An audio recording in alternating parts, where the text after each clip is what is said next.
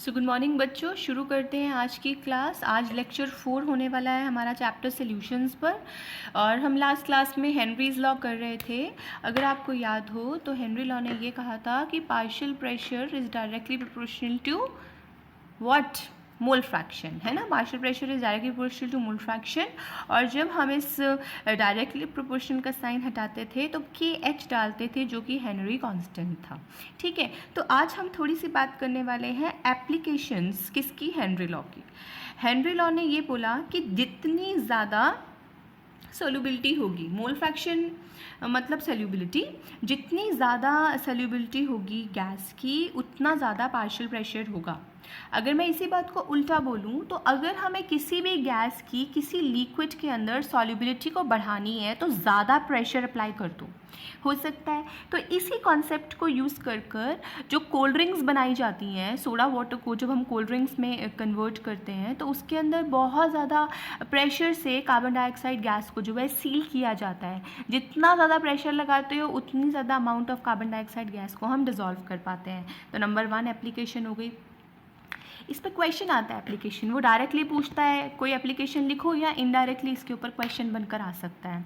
ठीक है, तो एक एप्लीकेशन कौन सी हो गई, कार्बन डाइऑक्साइड किस में, कोल्ड ड्रिंक्स में या सोडा बॉटल्स में। ठीक, देन सेकेंड एप्लीकेशन है आपकी जो स्कूबा डाइवर्स होते हैं।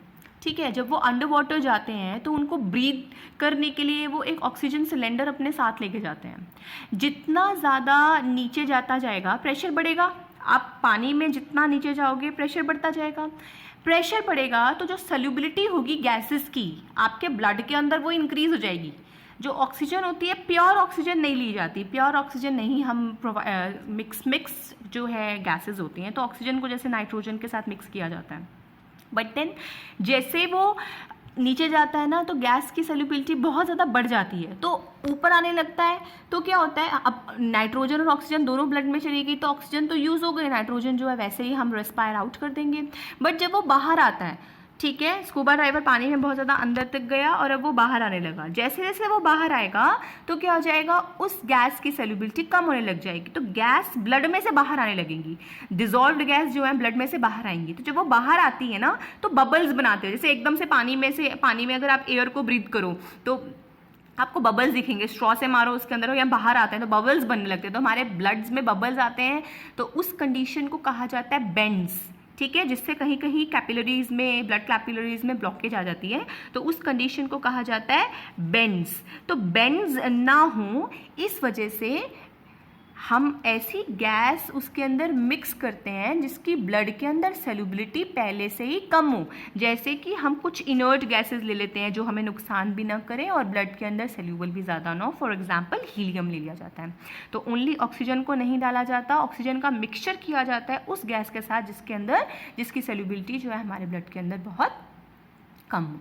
ठीक है, तीसरा, जब जो लोग बहुत ज़्यादा ऊपर रहते हैं, पहाड़ों पे रहते हैं, माउंटेन रीजन पे रहते हैं, ठीक है, तो जितना ऊपर चला जाएगा प्रेशर कम हो जाएगा, एटमॉस्फेरिक प्रेशर जो है हमारे ऊपर कम हो जाएगा। तो उस कंडीशन में जो गैसेस हैं उसकी ब्लड में सॉल्युबिलिटी जो है वो कम हो जाएगी। तो बहुत ज़्यादा लोग जो लोग ज़मीन पे मतलब जो प्लेटफॉर्म रीजन में रहते हैं, अगर वो बहुत ज़्यादा माउंटेन रीजन पे जाते हैं तो उनको बहुत सांस लेने में ब्रीदिंग प्रॉब्लम्स होती हैं। कई बार जो है बहुत ज़्यादा प्रेशर कम होने की वजह से नोज़ ब्लीडिंग शुरू हो जाती है कुछ लोगों को। तो उसका कारण यही है क्योंकि हमारे ब्लड, हमारी स्किन से जितना प्रेशर लग रहा था बाहर से उतना प्रेशर लग रहा था, तो बैलेंस था। जैसे ही बाहर वाला प्रेशर कम हुआ, ठीक है, अंदर वाला प्रेशर ज़्यादा हो गया, तो जो ब्लड कैपिलरीज हैं वो रप्चर हो जाती हैं, जिसकी वजह से ब्लीडिंग शुरू हो जाती है। जैसे लोगों को नोज़ में होती है, या कुछ लोग अनकॉन्शियस हो जाते हैं, वॉमिटिंग, नोजिया फील होने लग जाता है। तो ये सब कंडीशंस अराइज होती हैं। और कुछ लोग सोच समझ नहीं पाते क्योंकि ऑक्सीजन सॉल्युबिलिटी जो है, प्रेशर कम हो गया, ऑक्सीजन की जो हमारे ब्लड में सॉल्युबिलिटी थी वो कम हो गई, तो पूरे जो ब्लड सेल्स हैं उनको, पूरी बॉडी में जो सेल्स हैं उनको ऑक्सीजन की सप्लाई नहीं मिलती, ब्रेन में ऑक्सीजन नहीं पहुंचती, तो लोग की जो सोचने समझने की क्षमता है वो भी कम हो जाती है। मतलब पूरा का पूरा नर्वस सिस्टम जो है हैम्पर होता है, स्लो डाउन हो जाता है। तो इस कंडीशन को कहा जाता है एनॉक्सिया। क्या कहा जाता है, एनॉक्सिया। तो इसे ओवरकम करने के लिए ऑक्सीजन सिलेंडर्स जो हैं ऊपर भी लिए जाते हैं। तो ये 3 एप्लीकेशंस हैं हेनरी लॉ की, जो तीनों आपको ये बताती हैं कि प्रेशर और जो सॉल्युबिलिटी ऑफ गैस है वो एक दूसरे से डायरेक्टली रिलेटेड है। ठीक है, तो हम आगे बढ़ते हैं, आज की क्लास का मेन टॉपिक शुरू करते हैं जो कि होने वाला है रॉल्स लॉ। ठीक है, तो अब हम बात करने वाले हैं रॉल्स लॉ की। अब इसमें क्या है, देखो अभी तक हमने जो बात करी थी, we talked about solutions of solids in liquid and then gas in liquid. ठीक है, हेनरी लॉ एंटायरली किस पे बेस्ड था, solution of gases in liquids पे बेस्ड था। अब हम किस पर बन रहे हैं, रॉल्स लॉ पे। रॉल्स लॉ डोमिनेटिंग है in liquid solutions. Raoult's law बात करता है लिक्विड सोल्यूशंस के बारे में। अब अगर सोल्यूशन लिक्विड बनाना है हमें, तो हमारी कंडीशन ये है कि हमारा सॉल्वेंट लिक्विड होना चाहिए, तभी तो पूरा सोल्यूशन लिक्विड बन के आएगा। यानी अगर आप गैस डालोगे या सॉलिड डालोगे या उसके अंदर लिक्विड डालोगे, तीनों ही केस में जो हमारा सोल्यूशन है वो लिक्विड बनकर आने वाला है। ठीक है, तो हमने गैस की तो बात ऑलरेडी हेनरी लॉ में कर ली, तो यानी रॉल्स लॉ के under we are going to talk about solids in liquids and then liquids in liquid. Solids in liquid की हमने पहले भी बात करी थी। ठीक है, उसको थोड़ा सा भी हम फिर से देखने वाले। ठीक, तो first we'll talk about liquid in liquid solutions. किसकी बात करने वाले हैं, लिक्विड इन लिक्विड सॉल्यूशन। ठीक, अब लिक्विड जो होते हैं वो दो तरह के होते हैं, एक वॉलेटाइल और एक नॉन वॉलेटाइल। वॉलेटाइल का मतलब है, क्या मतलब है, जिनका जो बॉइलिंग पॉइंट है वो बहुत कम हो, यानी कि बहुत जल्दी उनमें टेंडेंसी हो इवेपोरेट होकर नेचर में यानी वेपर स्टेट में कन्वर्ट हो जाने की। फॉर एग्जांपल एसीटोन जो होता है, एसीटोन कैसा लिक्विड है, वॉलेटाइल है। एसीटोन जो नेल पेंट रिमूवर होता है, थोड़ा सा आप अपने हाथ पे गिराओ, पाम पे गिराओ, 2 मिनट में आपकी पाम की हीट को लेकर वो इवेपोरेट हो जाएगा and you will feel cold at that particular portion. ठीक है, तो those liquids which have very low boiling point are termed as volatile liquid। तो यहाँ पर हम बात करने वाले हैं लिक्विड इन लिक्विड सोल्यूशन जो कि कैसे होने चाहिए, volatile होने चाहिए। ठीक है, अब whenever you have a volatile liquid, या अगर volatile नहीं भी है, if you have any liquid solution, तो liquid has a tendency to be in equilibrium with the surroundings। ठीक है, अगर किसी भी कंटेनर में आपने कोई लिक्विड रखा हुआ है तो वो कॉन्स्टेंटली उसमें से वेपराइज होगा और देन कंडेंस बैक होगा। मतलब लिक्विड अपनी सरफेस के ऊपर हमेशा जो है एक इक्विलिब्रियम बना के रखता है लिक्विड और वेपर स्टेट के साथ। लिक्विड वेपर इक्विलिब्रियम कहते हैं इसको, जो आपने लास्ट ईयर इक्विलिब्रियम चैप्टर में पढ़ा था थोड़ा सा। ठीक है, तो हम बात कर रहे हैं लिक्विड इन लिक्विड सॉल्यूशंस की। हमने एक लिक्विड लिया और वो जो लिक्विड है, मतलब सॉल्वेंट और सॉल्यूट दोनों ही लिक्विड स्टेट में, हमने एक लिक्विड लिया, वो लिक्विड कॉन्स्टेंटली वेपराइज होगा और देन कंडेंस बैक होकर अपनी सरफेस पे वापस आएगा। तो जब वो कंडेंस बैक होकर सरफेस पे वापस आएगा तो वो प्रेशर लगाएगा और उस प्रेशर को कहा जाएगा वेपर प्रेशर। क्या कहा जाएगा उसको, वेपर प्रेशर कहा जाएगा। तो यहाँ अब आप get familiar with this term, we are going to use this term a lot now. Vapour pressure, what is vapour pressure, it is the pressure exerted by vapors on the surface of a liquid। ठीक है, I am saying कि whenever you are having a liquid into a container, the liquid will constantly evaporate and then will get back to its surface। वो vapour में जाएगा और vapour से वापस liquid state में आएगा, और लिक्विड स्टेट में जब वो आएगा तो अपने लिक्विड सरफेस पे जो प्रेशर लगाएगा उसे कहा जाएगा vapour pressure. Is this clear? तो vapour pressure will be the pressure exerted by vapours on the surface of a liquid. अब सभी लिक्विड्स, चाहे वो वॉलेटाइल है या वो नॉन वॉलेटाइल है, सभी का कुछ अमाउंट ऑफ वेपर प्रेशर होगा ही, कुछ का ज़्यादा होगा और कुछ का कम होगा। अब कौन सी बातें डिटरमाइन करेंगी कि ज़्यादा होगा या कम होगा, यानी कौन से वॉलेटाइल होंगे कौन से वॉलेटाइल नहीं होंगे, वो डिपेंड करेगा टोटल किस पर डिपेंड करेगा, कितना वेपर, कितना जो लिक्विड है वो वेपर स्टेट में जा पा रहा है। अब लिक्विड अगर वेपर स्टेट में जाएगा तो वो कौन सा लिक्विड जा पाएगा, जो लिक्विड स्टेट में नहीं रहना चाहता। यानी लिक्विड और वेपर में अंतर कितना है, उनके इंटरमॉलिक्यूलर स्पेसेस और इंटरमॉलिक्यूलर फोर्सेस का ही तो डिफरेंस है। तो जितना ज़्यादा फोर्स होगा पार्टिकल्स के बीच में, वो लिक्विड स्टेट में रहेगा, वो वेपर में नहीं जाएगा। यानी अगर किसी लिक्विड का वेपर प्रेशर ज़्यादा है इसका मतलब more amount of liquid was able to get into the vapour state. ठीक है, अगर ज़्यादा लिक्विड वेपर स्टेट में जा पा रहा है, इसका मतलब उसके जो इंटरमॉलिक्यूलर फोर्सेस थे वो कैसे थे, वीक थे। Are you following? So those liquids which have high vapor pressure, that means they have weak intermolecular forces of attraction, therefore it is able to go into the vapor state, right? Then coming to the next point, दूसरी बात ये हो सकती है, एक तो forces week बताता है ज़्यादा प्रेशर होना, दूसरा ये बात हो सकती है कि जो आपका लिक्विड है उसका टेम्परेचर बढ़ा दिया गया हो, क्योंकि जितना ज़्यादा as the temperature will increase, as the temperature will increase, the kinetic energy of the particles will increase, more amount of particles will be able to, दूर जाएंगे वो एक दूसरे से, their intermolecular spaces will increase, the forces will decrease, therefore it will be able to convert into vapor state, and then when it will be able to condense back, it will be applying vapor pressure. Are you following? तो vapor pressure majorly depend करेगा on the intermolecular forces, and then second factor will be that of temperature, इस पर depend करेगा। ठीक है, अब मैं ये बात कह सकती हूँ कि किसी का भी जो वेपर प्रेशर होगा इन पे डिपेंड करेगा, बट जितना ज़्यादा पार्टिकल सरफेस पे होगा उस पे भी तो डिपेंड करेगा, क्योंकि जितना ज़्यादा पार्टिकल सरफेस पे प्रेजेंट होगा उतना ही ज़्यादा पार्टिकल्स जो है इवेपोरेट हो पाएगा। मान लो लिक्विड सरफेस पे, इस सरफेस के ऊपर इतने पार्टिकल प्रेजेंट है सिर्फ, मतलब दूर, अगर इतने ही पार्टिकल प्रेजेंट है तो इतने ही इवेपोरेट होंगे, अगर ज़्यादा पार्टिकल प्रेजेंट होंगे तो ज़्यादा पार्टिकल्स जो है इवेपोरेट हो पाएंगे। Are you following? तो कभी भी किसी भी लिक्विड का जो वेपर प्रेशर होगा वो डायरेक्टली प्रोपोर्शनल होगा उसके मोल फ्रैक्शन के। Vapour pressure of a liquid will be directly proportional to its mole fraction. कहने का मतलब है, जैसे सपोज मेरे पास एक लिक्विड था जिसमें से दो लिक्विड का मिक्सचर, सोल्यूशन बना रहे हैं हम लिक्विड इन लिक्विड, ठीक है, मैंने A प्लस A दो लिक्विड, A प्लस B दो लिक्विड ले लिए। A वोलेटाइल है और B जो है वो वोलेटाइल नहीं है, ठीक है, मान लिया एक तो वोलेटाइल है और एक वोलेटाइल नहीं है। ऊपर सरफेस पे ये वाले पार्टिकल्स पूरे वाले ये A के हैं जो ब्लैक हैं और जो ओपन वाले हैं वो B के हैं, ठीक है। तो जितने ज़्यादा मेरे पास सरफेस पे वोलेटाइल लिक्विड के पार्टिकल्स होंगे वो उतने ज़्यादा तो इवेपोरेट होंगे।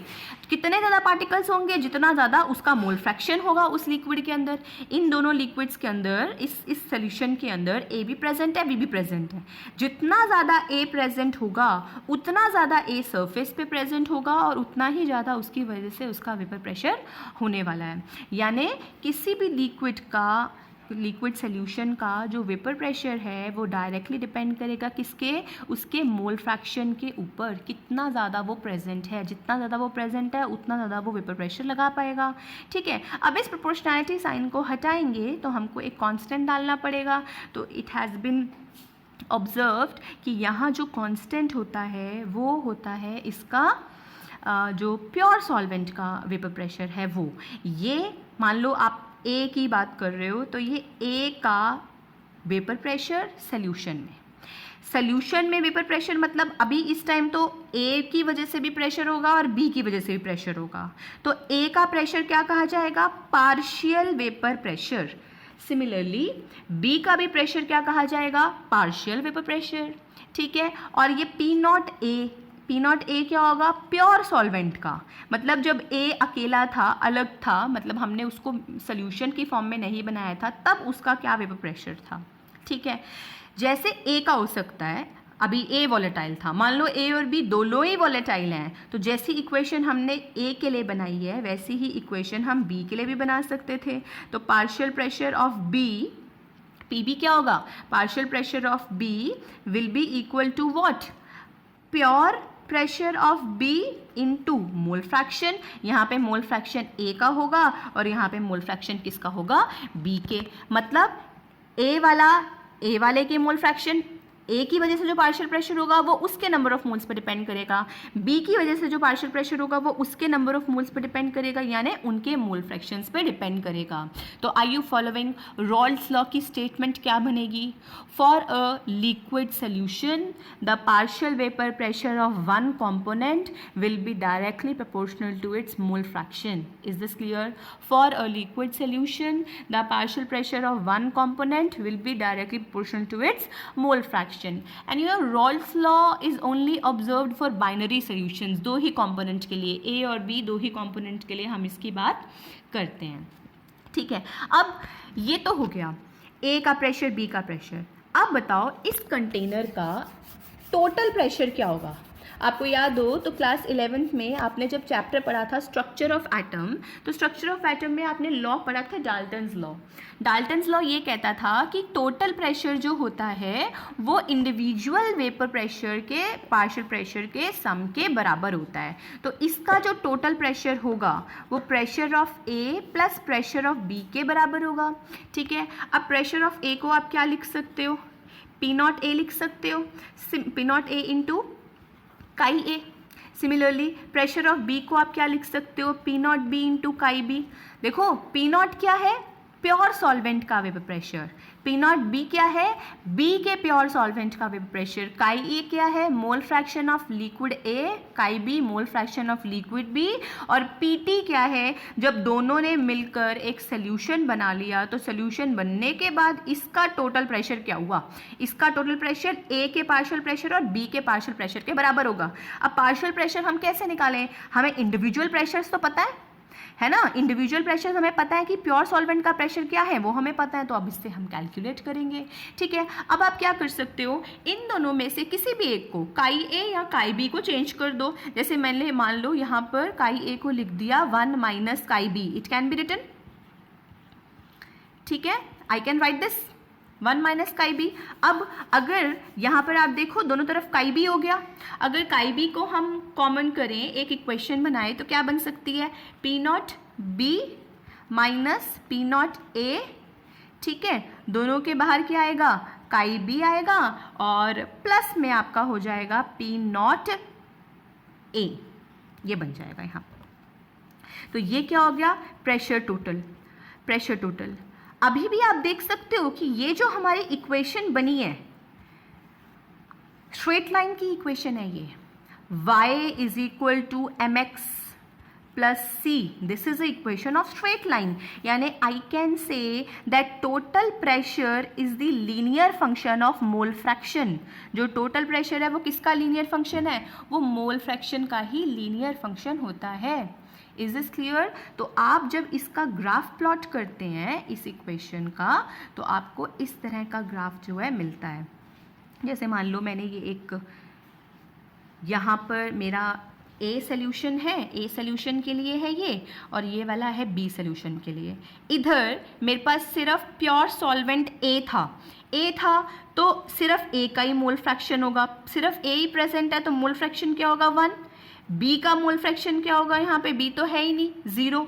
यहाँ पर सिर्फ बी प्रेजेंट है, तो अगर बी प्रेजेंट है तो ए का मोल फ्रैक्शन यहाँ पर क्या हो जाएगा? 0। और बी प्योर सॉल्वेंट है तो उसका पूरा का पूरे का 1 रहेगा। Is it clear? इधर ए का प्योर सॉल्वेंट का प्रेशर होगा, तो प्योर सॉल्वेंट का प्रेशर मान लो मेरे ए का पी नॉट ए है। सिमिलरली यहाँ बी का प्रेशर होगा, अब दोनों में से किसी एक का कम ज़्यादा होगा, किसी को भी ऊपर और किसी को भी नीचे रख दो। तो मान लो मेरा पी जो है उसका वेपर प्रेशर ज़्यादा था प्योर सॉल्वेंट का, पी नॉट बी। ठीक है, ये हो गया पी नॉट ए और ये हो गया पी नॉट बी। समझ आ रहा है? थोड़ा सा मैं इसको रीराइट करती हूँ, पी नॉट बी। ठीक है, सोल्यूशन ए सोल्यूशन बी। अभी अभी हमने क्या कहा कि इसका जो वेपर प्रेशर है वो लीनियरली वेरी करेगा। ठीक है, अब काई ए कहाँ तक जाएगा? स्ट्रेट लाइंस हम जो है यहाँ से ड्रॉ करेंगे। ठीक है, क्योंकि दोनों हमने कहा कि P डायरेक्टली प्रोपोर्शनल है काई के, तो प्रेशर के वर्सेस जो काई का ग्राफ आएगा वो बिल्कुल स्ट्रेट होगा, और ये टोटल प्रेशर इन दोनों का लीनियर फंक्शन है। तो ये जो लाइन है दोनों को जोड़ती हुई, ये आपके टोटल प्रेशर की लाइन आती है, pressure of A plus pressure of B. Experimentally इस तरह से ये जो ग्राफ है आता है। Is this clear? तो ये लाइन, ये लाइन, ये लाइन, ये लाइन, 3 लाइंस हैं ये आपके सोल्यूशन की, ठीक है, जब दोनों मिक्स हो चुके हैं।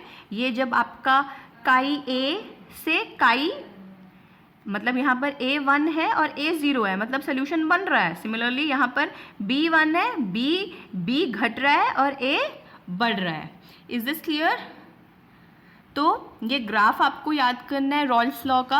आप इस ग्राफ से हम क्या कंक्लूड कर सकते हैं कि ये जो लॉ है, रॉल्स लॉ जो है, इसके अकॉर्डिंग हम ये कह सकते हैं कि अगर हम वॉलेटाइल लिक्विड का सॉल्यूशन बनाते हैं तो जो टोटल प्रेशर है वो भी लीनियरली वेरी करता है। ये जो रिजल्ट हमने यहीं से देखा था, ठीक है, लीनियरली वेरी करता है।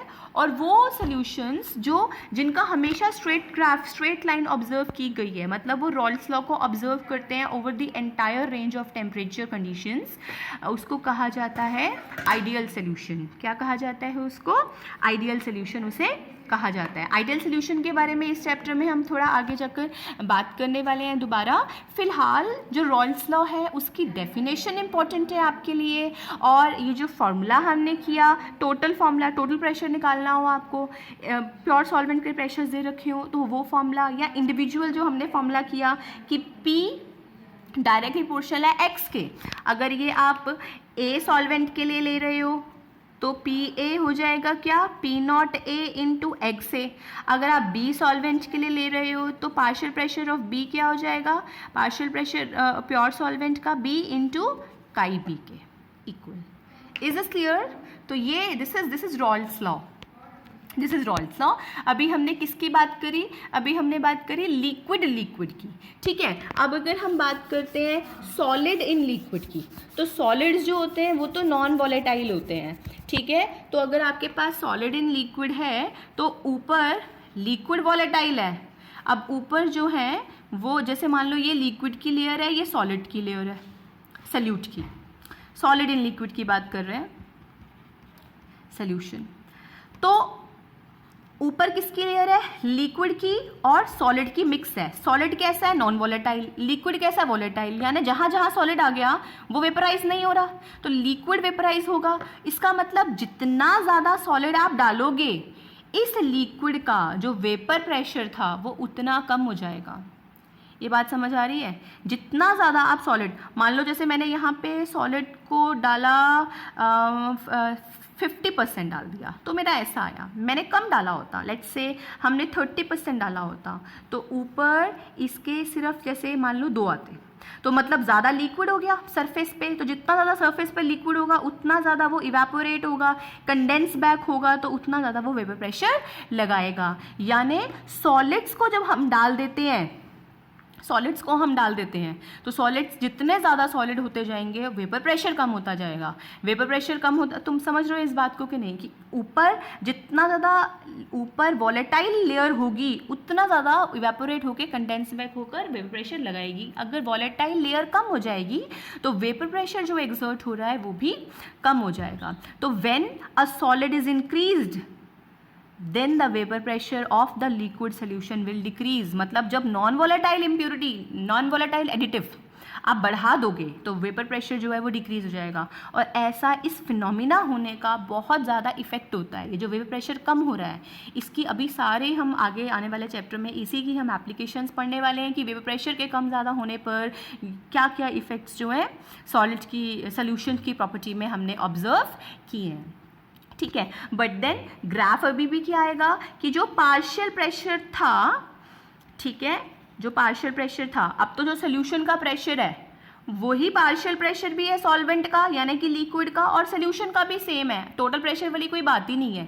जैसे पीछे लिक्विड सोल्यूशन था और दोनों वॉलेटाइल थे तो हमने एक टोटल प्रेशर निकाला, बट यहाँ पे we don't need to calculate the total pressure. Why? Because solid तो नॉन वॉलेटाइल है, तो यानी जो भी इसका वेपर प्रेशर होने वाला है वो इसी लिक्विड की वजह से होने वाला है। तो ये जो पार्शियल प्रेशर हमने लिया लिक्विड के लिए, ए, लिक्विड सॉल्वेंट है तो सॉल्वेंट के लिए हम ए लेते हैं, ठीक है। ए वो डायरेक्टली पोर्शन किसके होगा? सॉल्वेंट के मोल फ्रैक्शन के, सोल्यूट पर डिपेंड नहीं करेगा।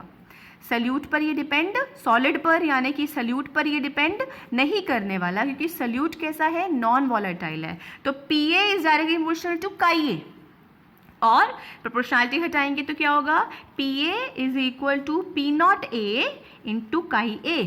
पी ए किसके बराबर होगा, पार्शियल प्रेशर जो है, पार्शियल प्रेशर भी बोल सकती हूँ मैं इसको और टोटल प्रेशर भी बोल सकती हूँ, क्योंकि टोटल प्रेशर और पार्शियल प्रेशर इस केस में सॉलिड एंड लिक्विड के केस में बराबर होने वाले हैं। तो पी ए किसके बराबर हो गया, P not A into chi ए।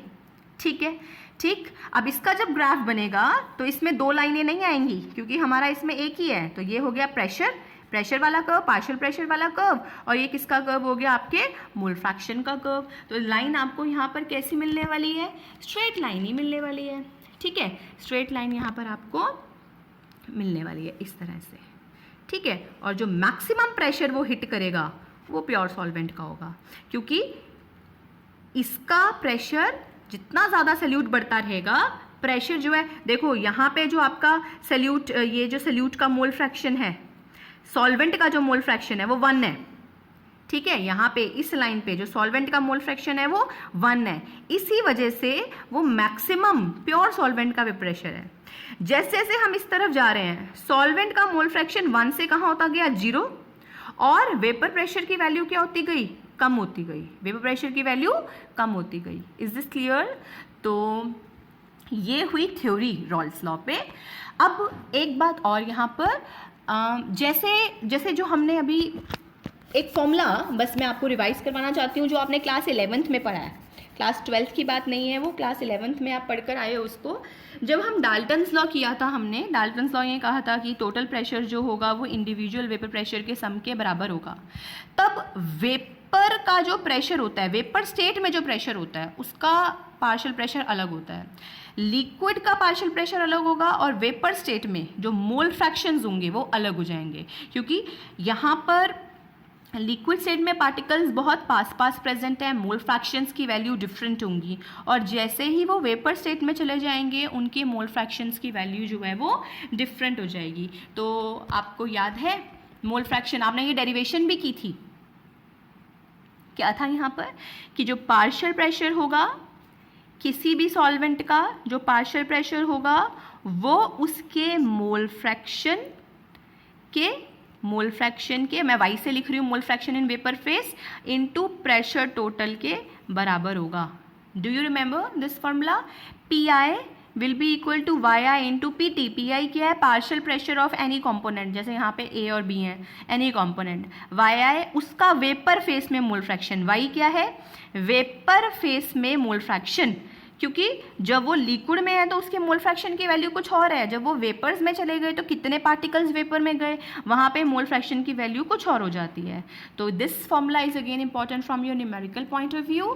तो अभी तक के हमने चैप्टर के अंदर जो फॉर्मूलाज किए हैं, just to lay down all at once, आपने किया हेनरी, मतलब मैं कंसंट्रेशन यूनिट्स की बात नहीं कर रही, मोलारिटी वो सब तो है ही, बट हेनरी लॉ किया आपने। हेनरी लॉ ने क्या कहा कि partial pressure is equal to K H into x.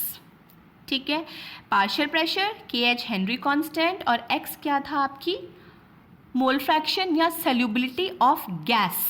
ये हमने बात करी थी गैस इन लिक्विड सॉल्यूशंस की। ठीक है, अब हम सेकंड हमने फॉर्मूला किया रॉल्स लॉ। रॉल्स लॉ में हमने ये कहा कि पार्शियल प्रेशर जो है वो इक्वल है, जैसे हमने पार्शियल प्रेशर लिया P A will be equal to what, P not A, मतलब उसी सॉल्वेंट का प्योर स्टेट में वेपर प्रेशर इनटू उसी सॉल्वेंट का मोल फ्रैक्शन। ठीक है, P A is equal to P not A into chi A.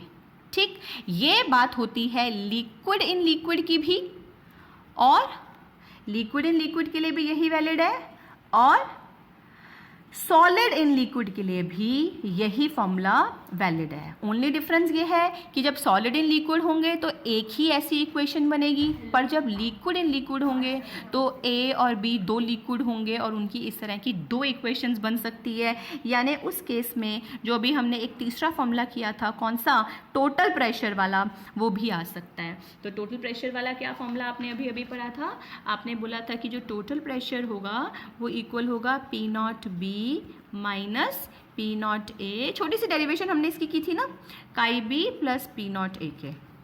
ठीक है। लास्ट जो आपने फॉर्मूला नंबर 3 अभी अभी पढ़ा वो हमने किया वेपर फेस में। हमने कौन सा फॉर्मूला किया? वो वेपर फेस में अगर आप मोल फ्रैक्शन कैलकुलेट करने को बोला जाए, क्लास 11th का फॉर्मूला था, तो आप कैसे निकालोगे? तो हमने कहा कि पार्शियल प्रेशर पीआई इक्वल होगा मोल फ्रैक्शन के वेपर फेस में। तो वेपर फेस में मोल फ्रैक्शन को एक्स से अलग करने के लिए हमने वाई यूज़ किया, Y I into pressure total के बराबर होगा। Is this clear? फिर आप यहाँ देखो, क्या आपको ये हेनरी लॉ है और ये रॉल्स लॉ है, do you find a similarity in Henry law and Raoult's law? I think कि both of them talk about partial pressure, mole fraction. The only difference between them is constant. यहाँ पे जो constant है वो Henrys constant है और यहाँ पे जो कांस्टेंट है वो प्योर सॉल्वेंट का वेपर प्रेशर है। तो आई can say that from here I can say that जो रॉल्स लॉ है it is a special case of Henry law.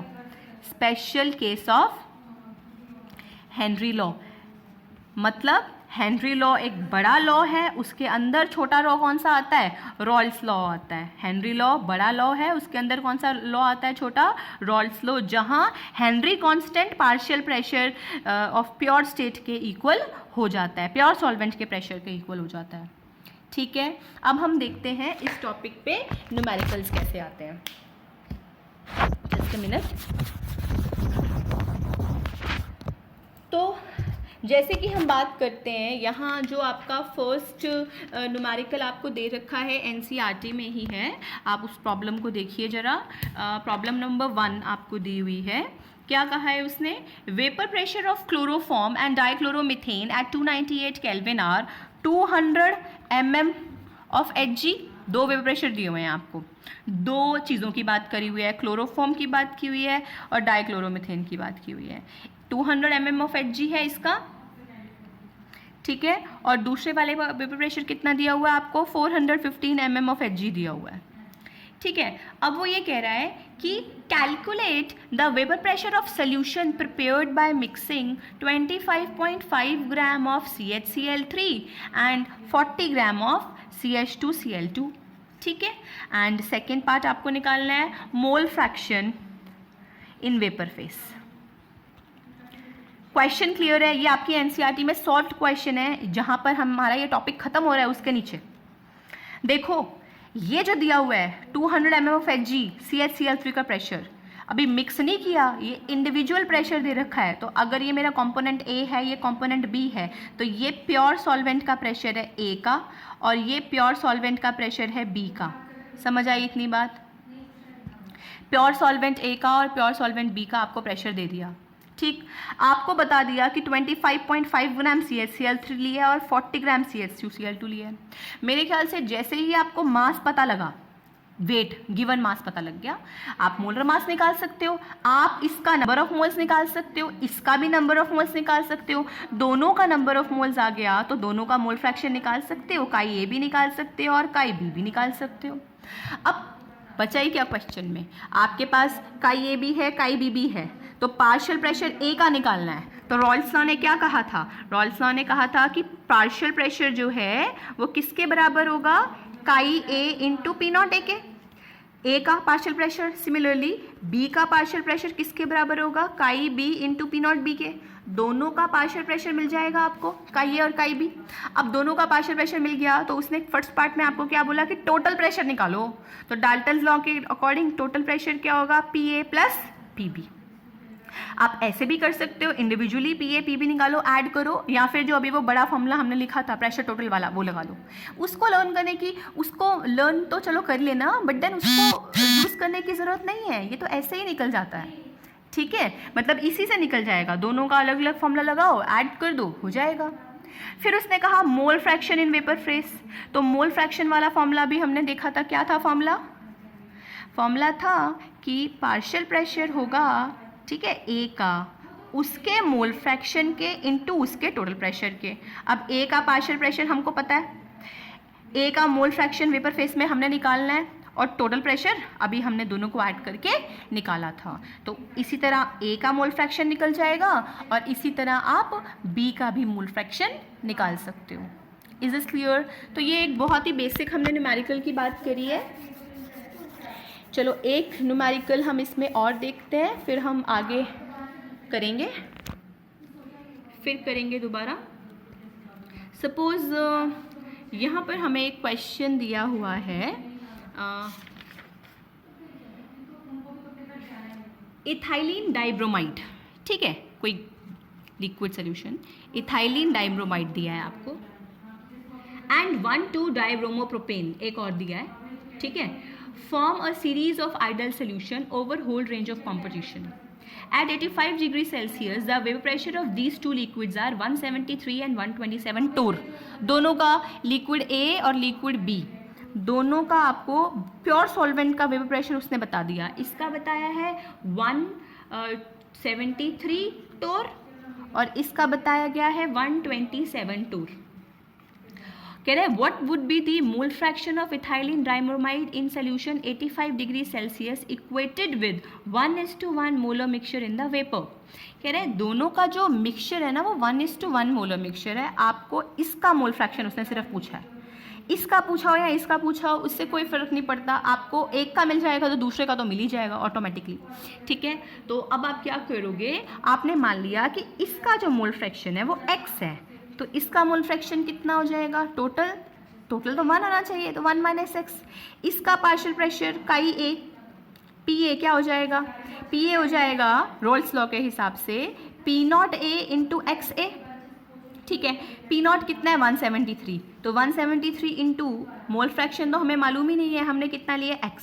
Similarly Pb कितना हो जाएगा 127 इंटू 1 - x, ठीक।